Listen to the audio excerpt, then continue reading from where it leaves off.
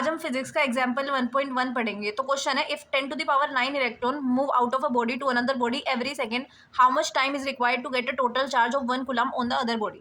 तो मान लो कि ये ए बॉडी है और ये बी बॉडी है, और जो ये ए बॉडी है ये 10 टू द पावर 9 इलेक्ट्रॉन दे रही है दूसरी बॉडी को हर 1 सेकेंड में।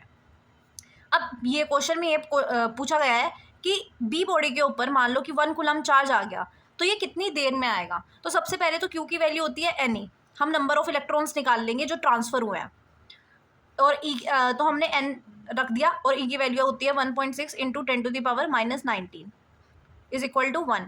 एन की वैल्यू हमारे पास आ जाएगी 1/1.16 इंटू 10 टू द पावर -19।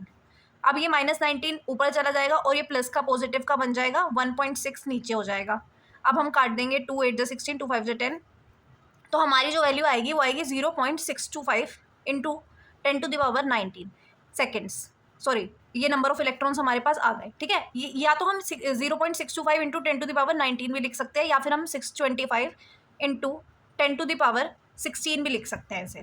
तो हमारे पास नंबर ऑफ इलेक्ट्रॉन्स आ गए जो कि ट्रांसफर हुए हैं, ये हमारे पास नंबर ऑफ इलेक्ट्रॉन्स हैं।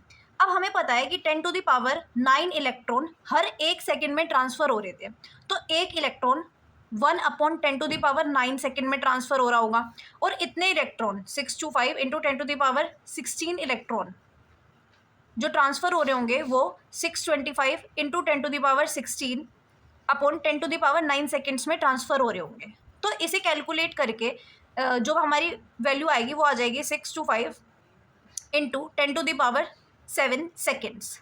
ये तो हमारा सेकेंड्स में आंसर आया, तो मतलब इतना टाइम लगेगा 625 into 10 to the power 16 electron को ट्रांसफर करने में, बेसिकली 1 कूलम चार्ज लाने में हमें इतना सेकेंड्स का टाइम लगेगा। और अगर आप इसे ईयर्स में कन्वर्ट करना चाहते हो तो जो आपका अप्रोक्सीमेट टाइम आएगा वो आएगा 198.186 ईयर्स। तो या तो आप ये भी आंसर दे सकते हो या फिर आप 198 ईयर्स भी लिख सकते हो। Thank you for watching the video.